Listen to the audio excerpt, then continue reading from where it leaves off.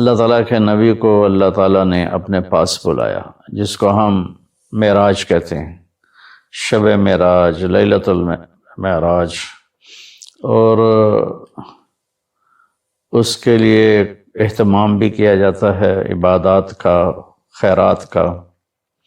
یہ اللہ تعالیٰ کی بہت بڑی قدرت میں سے ایک چھوٹا سا نمونہ تھا کہ 3 کپڑوں میں اٹھایا اور سارے خلا کے پردوں کو چاک کروا کے 7 آسمان کے دروازے کھلوا کر سدرۃ المنتہا پہ جبریل کی بھی بس ہو گئی کہ اس کے آگے اتنا بھی اوپر گیا تو جل کے راکھ ہو جاؤں گا، تو اس سے اوپر آپ تشریف لے گئے، اور پھر عرش خوشی سے جھوم اٹھا، اہتز عرش الرحمن، عرش خوشی سے یوں جھوم رہا، خوشی میں انسان بے خود ہو کر جھومنے لگ جاتا ہے، تو کہ اللہ کا عرش جھومنے لگا آپ کی آمد پر، اور پہلی ہستی ہیں جن کا قدم اللہ کے عرش پر پڑا، اور اللہ تعالیٰ اور اللہ کے محبوب کے درمیان جتنے نور کے پردے تھے اللہ نے سب ہٹا دیے، اور السلام علیک ایھا النبی ورحمۃ اللہ وبرکاتہ۔ اللہ تعالیٰ نے ایسا خوبصورت سلام پیش کیا، تو اللہ کے نبی پہ قربان جاؤں، انہوں نے اپنی امت کو بھی شریک کر لیا، السلام علینا وعلی عباد اللہ الصالحین، اللہ ہمارے اوپر بھی سلام ہو آپ کا، اور جو میری امت کے نیک لوگ ہیں ان پر بھی آپ کا سلام ہو، آپ کی رحمت ہو۔ تو معراج کا واقعہ اسباب کے خلاف ایک انتہائی عجب اللہ کی قدرت ہے۔ سورۃ فاتحہ میں اللہ کا تعارف ہے۔ اللہ تو کہہ رہا ہے میں مہربان ہوں، میں رحیم ہوں، میں پالنے والا ہوں، محبت کرنے والا ہوں، اور ہم نے اللہ سے ڈرا کے لوگوں کو ویسے ہی بددل کر دیا ہے، مایوس کر دیا ہے اور خوف زدہ کر دیا ہے۔ سورۃ فاتحہ کے بارے میں حضرت علی رضی اللہ تعالیٰ عنہ کا ارشاد عالی ہے، اگر میں سورہ فاتحہ کی تفسیر لکھاؤں تو 70 اونٹوں پہ لادی جائے گی، 70 اونٹوں پہ یعنی ہر آیت کے لیے 10 اونٹ۔ 70 سے مراد 70 نہیں ہوتا، بے شمار، عربی میں بے شمار اونٹ۔ اور بطور ثبوت ایک واقعہ کہ ایک دفعہ تشریف فرما ہوئے اور فرمانے لگے آؤ میں تمہیں بسم اللہ کی تشریح کرو، بسم اللہ الرحمن الرحیم۔ اور عربی وہ زبان ہے جس کے حروف کے بھی مطالب اور معنی ہوتے، واو کے مطلب ہیں، با کے مطلب ہیں، تا کا۔ تو بسم اللہ کی با پہ عشاء کی نماز کے بعد درس شروع کیا، فجر کی اذان ہو گئی، با کا کبھی سفر طے نہیں ہوا تھا، تو میں کیا کروں گا یا میں کیا کر سکتا ہوں، ادنا سا طالب العلم۔ لیکن اس میں ایک چیز تو میرے اللہ کا تعارف ہے، اللہ ہمیں مہربان کر کے رب، اللہ یہ بھی تو کہہ سکتا تھا الحمدللہ جبار السماوات والارض، الحمدللہ قہار السماوات والارض، سب تعریفیں اللہ کی جو سارے جہان پر جبار ہے، قہار ہے، غالب ہے، بادشاہ ہے، رب۔ اسماء الحسنہ جو آئے ہوئے ہیں نا 99، 33 نام اس رب کے، اس لیے رب کا نام اسماء الحسنہ میں نہیں ہے، رب آپ دیکھیں نہیں، لیکن المنتقم کو چھوڑ کر باقی ہر میرے رب کی صفت میں رب کا مطلب پایا جا رہا، اس لیے اس کو اللہ نے اس میں، میرے نبی نے اس میں ذکر ہی نہیں کیا ہے کہ اتنا ہیوی ویٹ لفظ ہے، اس کو اللہ تعالیٰ نے اپنے تعارف کے لیے پسند کیا کہ مجھ سے ڈرو نہیں، میں تو تم سے پیار کرتا ہوں۔ وہ پیار جو ماں اپنے بچے سے کرتی ہے وہ تو بہت تھوڑا ہے، میرے پیار کی کوئی انتہا ہی کوئی نہیں ہے، ماں کا پیار تو مختصر سا ہوتا ہے، اور میرا تم سے پیار لامحدود ہے۔ پہلا تعارف یہ ہے کہ وہ بہت مہربان، پالنے والے کے ساتھ ہے کہ حاکم ہے، بادشاہ ہے، رب بادشاہ کو کہتے۔ انہو ربی احسن مثوایا، یوسف علیہ السلام انہوں نے عزیز مصر کو کہا انہو ربی، وہ میرا بادشاہ ہے، اور اس نے مجھے یہاں بہت اچھا رکھا ہے، میں خیانت نہیں کر سکتا۔ بادشاہ، مہربان، رحیم، پالنے والا۔ اور قرآن کو ختم کیا قل اعوذ رب الناس، رب سے شروع کر کے رب پہ جا کے ختم کیا. آخر میں پھر یقین دلایا کہ میں تم سے بہت پیار کرتا ہوں، جو کچھ کہوں گا تمہاری محبت میں کہوں گا. اب گھروں میں نہیں دیکھتے، ماں کہتی بیٹا ناشتہ کرو، چھوٹے بچے میں نے نہیں کرنا، وہ بٹھا کے اس کے منہ میں زبردستی ڈال رہی ہوتی. وہ کہتا ہے کیا مصیبت ہے میرے لیے، وہ اس کو کھلا رہی. تو میرا رب جب ماؤں سے زیادہ پیار کرنے والا ہے تو وہ کہہ رہا میں اس میں جو کچھ کہوں گا نا وہ تمہاری محبت اور شفقت میں کہوں گا، اور جس چیز سے روکوں گا نا تمہاری محبت اور شفقت میں روکوں گا. جیسے بچے رو رو کے ہلکان ہو جاتے ہیں، کوئی میری ضد تھی، میری وہ پوری نہیں ہو رہی تھی، میں رو رو رو رو تو میری 5-6 سالوں کا برا حال ہو گیا، کوئی بھی نہیں میری سن. اخیر میں کیا دیکھو تم نے مجھے کیا بات چلے، میں کہ ہوں میں رو رو کے تھک گیا ہوں تو میری گل منو.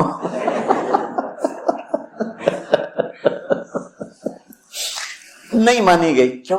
میرے لیے ٹھیک نہیں اور مجھے پتا نہیں. تو اس مقدس کتاب میں جب اللہ کہتا ہے یہ نہیں کرنا تو اس میں ہلاکت ہے، یہ کرنا ہے تو اس میں ہمارا نفع ہے. تو تعارف میں اللہ نے اپنے ربوبیت، اپنے رحم کو، اپنی مہربانی کو اس خوبصورت انداز میں ذکر کیا کہ دل کھنچتا ہے، اور اتنے حسین انداز میں پیش کیا اپنا تعارف. جیسے یہ کئی ساتھی کہتے ہیں جب آپ ہمیں کوئی واقعہ سناتے ہیں تو ہمیں لگتا ہے جیسے وہ ہمارے سامنے ہو رہا ہے. وہ میں نے ایک دفعہ یہاں چنگیز خان کی تاریخ بتائی تو مولانا عدنان صاحب کے آئے ہوئے تھے چچا زاد، تو وہ بڑے جولی سے ہیں. وہ بعد میں کہنے لگے جب مولانا صاحب چنگیز خان کو بیان کر رہے تھے تو میں ڈر گیا، مجھے لگا جی میں پیچھوں بیٹھا چنگیز خان.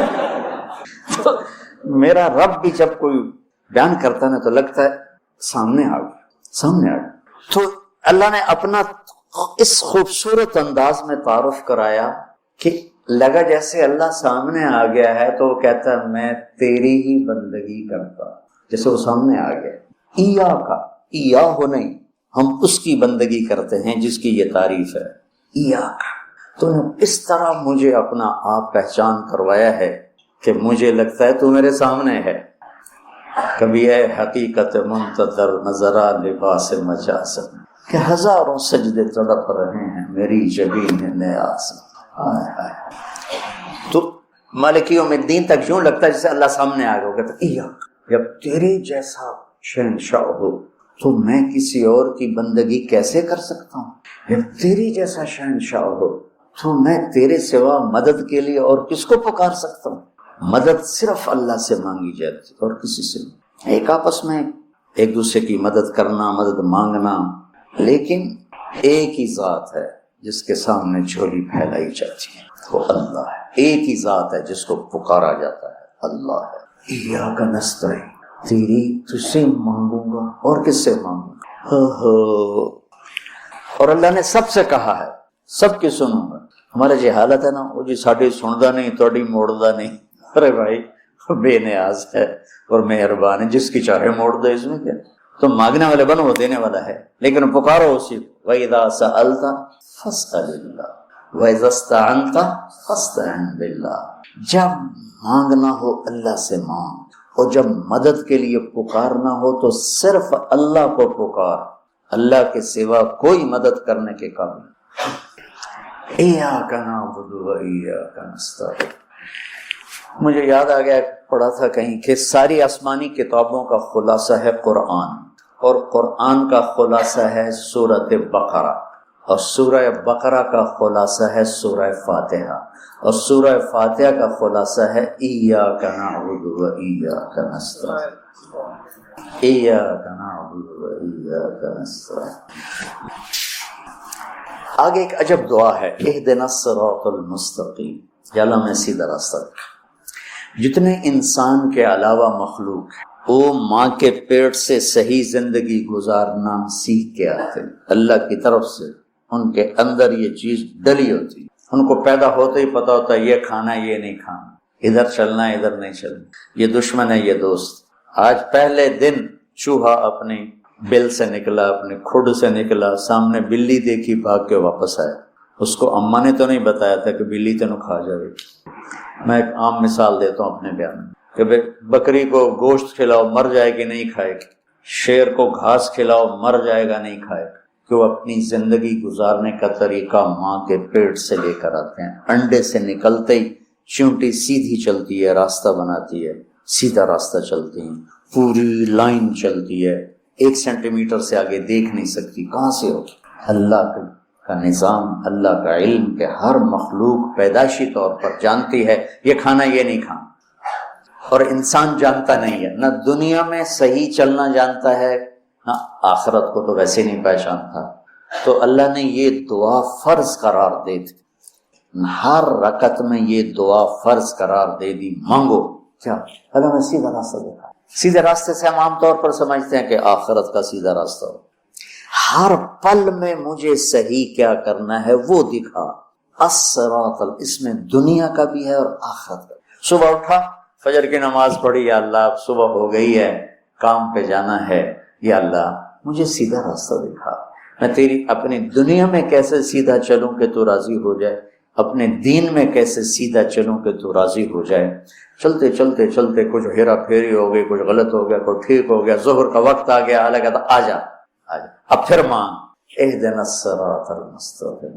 چلو کچھ گڑبڑ ہو گئی، مجھے پھر بتا کہ میں نے دنیا میں کیسے سیدھے چلنا ہے اور میں نے آخرت کے لیے کیسے سیدھی زندگی گزارنی ہے. مجھ سے نہیں گزاری جا رہی، میری مدد کر. اللہ نے پھر تازہ دم کیا، چل جا. پھر ہیرا پھیری ہوئی، اونچ نیچ ہوئی، نہ کہا جا اثر میں آ جا. اثر میں آ گیا، مانگ. کیا مانگوں کا؟ مانگ کہ میں تمہیں سیدھا راستہ دکھاؤں. چونکہ تمہارے اندر یہ جانوروں کی طرح چپ ہے نہیں، انہوں نے وہی کرنا ہے جو ان کو ان کے اندر ڈال دیا ہے. یہ درختوں میں چپ ڈال دی. کبھی آم پہ انگور دیکھا، انگور پہ کریلا دیکھا، کبھی شیشم پہ پھل دیکھا؟ اندر میں ڈال دیا گیا ہے تجھے پھل دینا ہے، کون سا دینا ہے، کس موسم میں دینا ہے، کس رنگ میں دینا ہے، کس ذائقے میں دینا ہے، کس خوشبو میں دینا ہے، کس تاثیر میں دینا ہے. تو ہمیں اس میں اللہ تعالیٰ نے دونوں تاریں ڈال دی ہیں، اچھائی برائی. تو لگا آؤ پھر مانگو، اثر میں پھر مانگو، پھر جائے کو اونچ نیچ ہو جا، آجا مغرب میں پھر مانگ. وہ کتنا مہربان ہے. آجا مانگ یا اللہ. پھر گڑبڑ ہو گئی، پھر دیکھا راستہ، پھر کہا چلو عشاء ہوگی آجا. اب حالانکہ اب تو نے سو جانا ہے، لیکن سو رات میں کتنی برائیاں ہوتی ہیں، سب سے زیادہ برائیاں تو رات کو ہوتی ہیں. تو آجا پھر مانگ کہ میں تیری رات صحیح گزروا دوں، تیرا ہر پل صحیح گزروا دوں، اور پھر آخرت کا راستہ بھی تجھے صحیح دکھا دوں. یہ اہدنا الصراط المستقیم، ہر پل میں سیدھے راستے کو مانگنا ہے، ہر پل میں سیدھے راستے کو مانگنا. اور صراط چوڑے راستے کو کہتے، مستقیم سیدھے راستے کو کہتے. یہ ہمارا موٹر وے بن گیا ہے ہمارے گھر تک. تو اب ہم نے وہ پینسرے جاؤ، گوجرے جاؤ، ٹوبے جاؤ، رجانے جاؤ، پیر مال جاؤ، سندیلیاں لے جاؤ، عبدالحکیم جاؤ، دھکے کھاندے کھاندے گھر جاؤ. وہ چھوڑ کے ہم 1.5 گھنٹے میں یہاں سے، پہلے 3.5 گھنٹے لگتے تھے، ہم 1.25 گھنٹے 1.5 گھنٹے میں گھر پہنچ جاتے ہیں. یہ صراط اور غیر صراط کا فرق ہے کہ آدمی جب راستے کا چناؤ کرتا ہے تو کہتا ہے میں راستہ سیدھا، راستہ کھلا بھی ہو چوڑا بھی ہو، کھلا بھی ہو چوڑا بھی ہو. تو اللہ کہتا ہے میں قربان جاؤں. اور اللہ ہمیں کیا، او میرا بندہ اے مانگ، اے مانگ، میں تینوں موٹر وے تے چڑھاؤں. میں تجھے موٹر وے پہ چڑھانا چاہتا ہوں. تو بولے دی جھگی دی گلیاں پھر رہا کرنا، نام ہوگا نا بولے دی جھگی، تو اس کی سڑکیں بھی ایسے ہی ہوں گی. اور صراط تلوار کو بھی کہتے، تلوار کا جو ایک ہوتا ہے نا ایک طرف، اس کو بھی صراط کہتے. تو صاف شفاف ہوتا، کوئی کھڈا بڈا نہیں ہوتا. تو اللہ تعالیٰ ہم سے کہہ رہا ہے ایسا راستہ مانگ جو صاف شفاف ہوتا. اور جیسے صراط تلوار جیسے چیز کو کاٹتی ہے تیزی کے ساتھ، ایسے ہی اللہ تعالیٰ کہہ رہا ہے کہ وہ راستہ مانگ جو میں تیزی کے ساتھ تو اپنے گھر پہنچ جائے، جیسے ہم تیزی کے ساتھ اب گھر پہنچ جاتے. اور مستقیم، ٹیڑھا میڑا نہ ہو، سیدھا، سرسبز ہو، سرسبز ہو، دیکھنے کو میں اچھا لگے. تو انعمت علیہم صراط الذین انعمت علیہم. ناعمہ اس بوٹی کو کہتے ہیں جس پر کبھی خزاں نہ آئے، وہ پودا جس پر ہمیشہ ہریالی رہے، وہ ناعمہ ہے. وجوہ یومئذ، کبھی ان پہ کوئی خزاں نہیں آئی. تو اللہ کہہ رہا ہے صرف روڈ نہ مانگ، سرسبز بھی مانگ. کہیں چائے پیو، کتے کافی پیو، کتے بہ کے گپا مارو. وہ کوئٹے والا راستہ نہ مانگ، کالے پہاڑ سارے راہ ویک ویک کے بندہ برباد ہو جائے. کہ ایسا راستہ مانگ جس میں سبزہ ہو، ہریالی ہو، باغ باغیچے ہوں، گل و گلزار ہو، اور تجھے پتہ بھی نہ چلے، اور تیرا راستہ طے ہوتے ہوتے ہوتے تو مجھ تک آ جائے۔ پھر ساتھ دوسری دعا بھی منگوائی، ایسا راستہ جہاں پیٹرول نہ ملے، ایسا راستہ جہاں کھڈے ہوں، ایسا راستہ جہاں ڈاکو پڑ جائیں، ایسا راستہ جہاں لائٹیں بند ہو جائیں، ایسا راستہ جہاں کھائیاں ہوں۔ کوئی جائے گا؟ ایک دفعہ ہم جا رہے تھے، رحیم یار خان جا رہے تھے، اور جا رہے تھے راجن پور سے آگے خواجہ غلام فرید رحمۃ اللہ علیہ کا جو ہے شہر، کیا مٹھن کوٹ مٹھن، تو وہ ہم نکلے گپوں میں، ہماری زمیندارہ جماعت، ہمیں یاد ہی نہ رہا بھائی ذرا وہ بھی دیکھ لیں کہ تیل بھی ہے کہ نہیں۔ تو وہ راستہ سنسان، ایک دم گاڑی نے جھٹکے کھانے شروع کی۔ تو میں کہ کیوں ہے؟ تیل مک گیا۔ مر گئے، وہی تو تیل پیٹرول پمپ بھی کوئی نہیں، ایک ہی بڑھنا ہے، کوٹ میں ٹن تائیں دھکا لا بھی ہے، لیکن شہنشاہ کی مدد ساتھ ہوتی ہے اللہ کے راستے میں۔ ہماری گاڑی اپنے دھکے میں چلتے چلتے دیکھا تو آگے پیٹرول پمپ، اس پہ چڑھ گئی تو ہم نے اللہ کا شکر ادا کیا۔ تو ایسے راستوں پہ کون جانا مانگتا ہے؟ تو غیر المغضوب علیہم ولا الضالین، یا اللہ وہ راستہ نہ ہو جس پہ نہ پیٹرول ملے، نہ روٹی ملے، نہ پانی ملے، نہ چائے ملے، نہ نسوار ملے۔ اور اس میں ایک چھوٹی سی بات عرض کروں کہ جب آدمی پس جاتا ہے نا اور کہتا ہے متی نصر اللہ، یا اللہ تیری مدد کہاں ہے، تو پھر اللہ کی طرف سے جواب آتا ہے الا ان نصر اللہ قریب، بے شک میری مدد قریب ہے، آ رہی ہے۔ یہ واقعہ طائف کے بعد پیش آیا ہے، جب آپ بے بس ہو گئے تھے، پتھر کھا کے شدید زخمی ہوئے، پھر آپ مکہ تشریف لائے تو باہر ٹھہر گئے، اندر آنے کی آپ کی سکت نہیں تھی، اور آپ نے زید ابن حارثہ کو اخنس بن شریک کے پاس بھیجا کہ مجھے پناہ دو، میں مکے میں داخل ہونا چاہتا ہوں، تو اس نے انکار کر دیا، کہا میں نہیں پناہ دیتا۔ پھر اپنے سہیل ابن عمر کو پیغام بھیجا کہ مجھے پناہ دو، اس نے بھی انکار کر دیا۔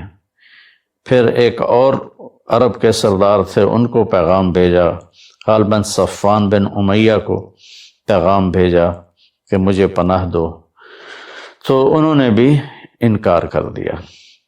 تو پھر آپ نے مطعم بن عدی کو پیغام بھیجا، ان کے بیٹے جبیر صحابی بنے، تو مطعم بن عدی کو پیغام بھیجا تو وہ آپ نے بچوں کو لے کر باہر گیا، اور اللہ کے نبی کو اپنے بیٹوں کے ساتھ لے کر مکے میں انٹر ہوا، حرم شریف میں آ کے اعلان کیا آج کے بعد محمد بن عبداللہ صلی اللہ علیہ وسلم میری پناہ میں ہے، انہیں کوئی ٹچ نہیں کر سکتا۔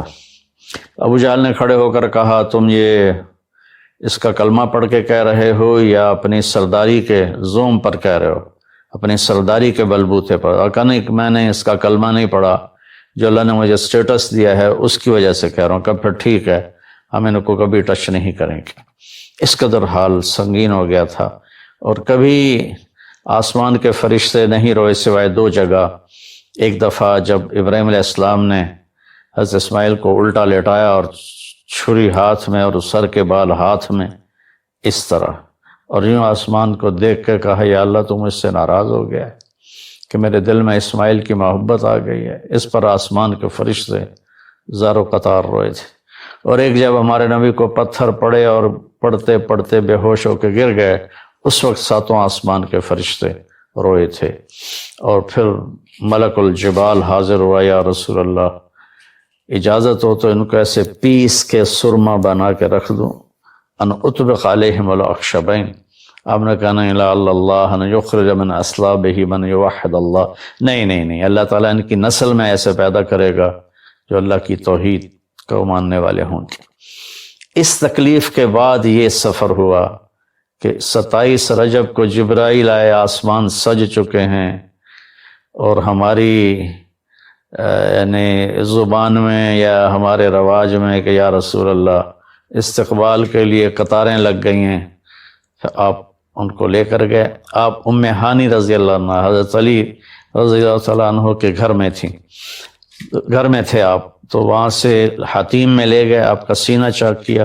دوسرے فرشتہ وہ پانی لایا زمزم کا، اس سے آپ کے سینے کو صاف کیا، پھر دل باہر نکالا، اس کو چیرا، اسے صاف کیا، اور پھر دوبارہ دل کو رکھ دیا، سینے کو بند کر دیا۔ اب یہ سارا کچھ اپنے ہوش میں دیکھ رہے تھے۔ پھر وہاں سے براق پہ سوار ہوئے۔ براق گدھے سے بڑا قد، خچر سے چھوٹا قد والا ایک جانور تھا، جس پر آپ کو سوار کرایا گیا، اور وہ تھوڑا مستی کرنے لگا تو جبریل بولے تو یہ پتہ ہے تیرے اوپر کون سوار ہیں؟ تو اس کے ساتھ ہی وہ ایک دم سر نیچے کر گیا، اور پھر وہاں سے پرواز کی بیت المقدس، اور وہاں آپ نے 2 نفل پڑھے اور ان کو وہیں چھوڑ دیا، اس کو براق کو وہیں چھوڑ دیا۔ وہاں سے پھر سفر شروع ہوا اللہ کی طرف۔ اس سفر کو اللہ نے یوں بیان کیا، سبحان الذی اسری بعبدہ لیلا من المسجد الحرام الى المسجد الاقصى الذی بارکنا حولہ لنریہ من آیاتنا انہ هو السمیع العلیم۔ تو اس میں اہل علم کے لیے بڑا خوبصورت نقطہ بھی میرے ذہن میں ہے کہ یہ قرآن کی پہلی صورت ہے جو سبحان مصدر سے شروع ہو رہی ہے، سبحان الذی۔ پھر اس کو آگے لے جا کر اللہ تعالیٰ نے مصدر کے بعد فعل ماضی ہوتا ہے تو سبح للہ ما فی السماوات والارض کے ساتھ شروع کیا، تو مصدر آیا، ماضی آیا، ماضی کے بعد مضارع ہوتا ہے، فیوچر ہوتا ہے، مستقبل ہوتا ہے، تو یسبح للہ ما فی السماوات وما فی الارض الملک القدوس العزیز الحکیم۔ پھر اس کے بعد امر کا صیغہ ہوتا ہے تو سبح اسم ربک الاعلی الذی خلق فسوی۔ یہ قرآن کا اعجاز ہے، قرآن کی خوبصورتی ہے، قرآن کی بلاغت ہے۔ سبحان، سبح، یسبح، سبح۔ تو اللہ تعالیٰ نے پہلے اپنی پاکیزگی کو بیان کیا کہ جو کچھ کہنے والا ہوں میں سب کچھ کر سکتا ہوں، میرے لیے کوئی مشکل نہیں کہ میں اپنے بندے کو لے کر گیا۔ اللہ آنے جانے سے پاک ہے، لیکن با کا اضافہ یہ بتاتا ہے کہ اللہ تعالیٰ کہہ رہے تھے یوں ہی سمجھو کہ میں اپنے بندے کو خود لے کر گیا اوپر۔ آپ جبریل کے کندھوں پر، پروں پر سوار ہو کر نہیں گئے، آپ کا سفر الگ تھا، جبریل کا الگ تھا، یہاں تک کہ پہلے آسمان پر پہنچے تو دروازہ کھلا تو آدم علیہ السلام نے استقبال کیا، گلے لگایا۔ پھر اس سے اوپر گئے تو عیسیٰ علیہ السلام، یحییٰ علیہ السلام، زکریا علیہ السلام نے استقبال کیا، اور سارے آسمان کے فرشتوں نے استقبال کیا۔ پھر اس کے بعد تیسرے آسمان پر گئے تو یوسف علیہ السلام نے استقبال کیا اور سارے فرشتوں نے۔ پھر چوتھے آسمان پر گئے تو یونس علیہ السلام نے اور باقی سارے فرشتوں نے۔ تو پھر پانچویں آسمان پر گئے تو ہارون علیہ السلام اور آسمان کے فرشتے۔ پھر چھٹے آسمان پر گئے تو موسیٰ علیہ السلام اور موسیٰ علیہ السلام کے آسمان کے فرشتے۔ اس دن اللہ نے، میرا کہ میں نے پڑھا کہیں نہیں لیکن مجھے لگتا ہے کہ اس دن اللہ تعالیٰ نے سارے فرشتوں کی عبادت کی چھٹی کرا دی ہوگی اور فرمایا ہوگا بس میرے محبوب کا دیدار کرو، استقبال کرو، آج یہی تمہاری عبادت ہے، کیونکہ ہر فرشتہ بے قرار تھا کہ دیدار ہو جائے۔ پھر اب ساتویں آسمان پر گئے، وہاں ایک بیت اللہ تھا، وہاں ایک بزرگ سفید داڑھی والے یوں کر کے بیٹھے ہوئے تھے، یوں کر کے، اور لمبے ان کے بال تھے، لمبی داڑھی تھی، وہ نہیں اٹھے، وہ بیٹھے رہے۔ جب اب قریب آئے تو وہ کھڑے ہوئے اور کہا میرا بیٹا آ گیا۔ پہلے نبیوں نے کہا ہمارے بھائی آ گئے، ہمارے بھائی آ گئے، ہمارے نبی آ گئے۔ اس بزرگ نے کہا میرے بیٹے آ گئے، میرے بیٹے آ گئے۔ تو آپ نے جبریل سے پوچھا یہ کون بزرگ ہیں؟ تو انہوں نے فرمایا یہ آپ کے دادا ابراہیم علیہ السلام ہیں۔ اس میں اللہ نے ہمیں سبق دیا کہ بیٹا کتنے ہی عالی مقام پہ چلا جائے، اس کے ذمہ ہے اپنے ماں باپ کا ادب کرے، ان کے پاؤں چھوئے، ان کے سامنے سر جھکا کے چلے، یہ ہواؤں میں اڑ جائے، عرش کو چیر کے اللہ تک پہنچ جائے، پھر بھی باپ کے آگے، ماں کے آگے سر جھکانا ہے۔ اور یہ سبق عملاً اللہ نے امت کو سکھایا، پہنچایا کہ اللہ تو جانتے تھے کہ یہ امت اپنے والدین کی کتنی نافرمان ہوگی، اور کتنے ماں باپ ہوں گے جو چھپ چھپ کے روئیں گے، کتنی مائیں ہوں گی جو دوپٹے کے پلو میں اپنے آنسو چھپا لیں گی اپنی اولاد کی نافرمانی کی وجہ سے، بدتمیزی کی وجہ سے۔ میرے نبی سے پوچھا گیا یا رسول اللہ قیامت کب آئے گی؟ تو آپ نے فرمایا اللہ کو پتہ ہے۔ کیا کوئی نشانی فرما دیں؟ ارشاد فرما دیں کہ جب مائیں بیٹیوں کے ہاتھوں ذلیل ہوں گی تو قیامت آئے گی۔ یعنی بیٹے تو کرتے ہی رہتے ہیں، اگر بیٹیاں بھی ماں کو ذلیل کریں گی تو قیامت آ جائے گی۔ تو یہ اتنا بڑا مقدس رشتہ ہے۔ آپ نے فرمایا جس نے اپنے والدین کو دکھ دیا اس پہ اللہ کی لعنت، زمین آسمان کی لعنت، فرشتوں کی لعنت، نہ اس کی نماز قبول ہے، نہ روزہ، نہ صدقہ۔ اور دوسری طرف آپ نے فرمایا جو صبح صبح ماں باپ کی زیارت کر لے تو صبح سے شام تک جنت کے 2 دروازے اس کے لیے کھل جاتے ہیں۔ نہ حال پوچھا نہ خدمت کی، صرف آ کے زیارت کی، محبت کی وجہ سے۔ شام کو آ کے ان کی زیارت کی تو صبح تک جنت کے 2 دروازے اس کے لیے کھلے رہیں گے۔ پھر ان میں کوئی ایک فوت ہو جاتا ہے اور یہ اس ایک کی بھی ایسے تعداد کرتا ہے، زیارت کرتا ہے، ایک دروازہ کھلا رہے گا۔ تو یہ اس میں ایک بہت بڑا سبق تھا ماں باپ، چونکہ پہلا قصور تو ماں باپ کا ہے کہ وہ بتاتے ہی نہیں، وہ تعلیم ہی نہیں دلاتے جس سے پتہ چلے کہ ماں باپ کا مقام کیا ہے۔ اسی میں ہماری نسل ڈپریشن کا شکار ہو گئی۔ تو انہیں کیا پتہ باپ کون ہوتا ہے، ماں کون ہوتی ہے۔ تو آپ وہاں سے تشریف لے گئے تو سدرۃ المنتہا، جہاں بارڈر آ جاتا ہے ان مخلوقات کا، بارڈر پر جبریل نے کہا یا رسول اللہ بس آگے میرے پاس ویزا کوئی نہیں ہے، ایک بالشت بھی اوپر جائے، ایک گٹھ بھی اوپر جاؤں گا تو جل کے راکھ ہو جاؤں گا۔ اللہ نے ایک تخت اتارا، اس سے اپنے محبوب کو بٹھایا اور وہ گئے بلندیوں کو چیرتے ہوئے، اس نے عرش پر جا کر لینڈ کیا، آپ اترے اور میرے اللہ تعالیٰ نے کہا ثم دنا فتدلی فکان قاب قوسین او ادنی۔ اللہ تعالیٰ نے اپنے محبوب کو اپنے قریب کر لیا، اتنا قریب کیا کہ فاصلے مٹ گئے، فاصلے مٹ گئے۔ تو بھائیو پھر لمبا واقعہ ہے، اور لوگ آج کل اتنا لمبا سنتے بھی نہیں ہیں، تو میں صرف جانے کا بتا دیتا ہوں۔ واپسی کا بھی پورا ایک کہانی ہے، جنت دکھائی، جہنم دکھائی، جنتی دکھائے، جہنمی دکھائے، سارا کچھ دکھایا، سود خور دکھائے، بے نمازی دکھائے، نمازی دکھائے، اپنے سب کو اپنی آنکھوں سے دیکھا، جہنم کو بھڑکتے دیکھا، جنت کو چمکتے دیکھا، جہنم کو دہکتے دیکھا اور جنت کو مہکتے دیکھا۔ یہ سب کچھ آپ نے اپنی آنکھوں سے دیکھا، اور پھر آپ واپس تشریف لائے۔ تو جب آپ پہنچے تو ابھی رات کا حصہ باقی تھا اور رات گزری نہیں تھی جب آپ اتنی بڑی کائنات کا سفر کر کے واپس تشریف لائے۔ تو اس میں ایک بڑا سبق ہے، وہ یہ ہے کہ اللہ نے اپنے نبی کا ہاتھ پکڑا اور اپنی ذات تک پہنچا دیا۔ ہم اپنا ہاتھ اللہ کے نبی کے ہاتھ میں دے دیں تو ہم بھی اللہ کی ذات تک ہماری بھی پہنچ ہو جائے گی۔ اگر کوئی بڑائی کے سفر طے کرنا چاہتا، بڑا آدمی بننا چاہتا ہے کہ میں تو جی گریٹ مین بننا چاہتا ہوں، میں کامیابی چاہتا ہوں، میں سکسیسفل لائف چاہتا ہوں، تو کامیابی ہے کہ میرا آپ کا اللہ ہم پہ راضی ہو، جب ہم مریں تو وہ ہم سے خوش ہو کر ملے، ہمیں جنت کا پروانہ دے۔ یہ ہے کامیابی۔ یہ نہیں کہ آپ بڑے مالدار بن گئے، آپ امریکہ کے صدر بن گئے، یہ نہیں ہے کامیابی۔ یہ ہے کہ آپ سے مجھ سے اللہ راضی ہو جائے، یہ سب سے بڑی کامیابی ہے۔ تو اللہ تعالیٰ کے نبی کے ہاتھوں میں ہاتھ دے دے تو اللہ تک پہنچائی آسان ہو جائے گی۔ ایک واقعہ سنا کے ختم کرتا ہوں۔ ایک بدو آیا، کہنے لگا ہے محمد، آپ نے کہا جی۔ اب بدتمیزی کا جواب بدتمیزی سے نہیں، پیار سے دیتے، جی تیری 3 باتیں بڑی عجیب ہیں۔ آپ نے کہا کیا؟ تو کہتا ہم باپ دادے کا دین چھوڑ کے تیرے دین پہ آ جائیں گے۔ ہم کیوں چھوڑیں باپ دادے کا دین؟ کہا اچھا اور؟ تو کہتا ہے کہ ہم مر کے مٹی ہو جائیں گے اور پھر دوبارہ زندہ کیے جائیں گے۔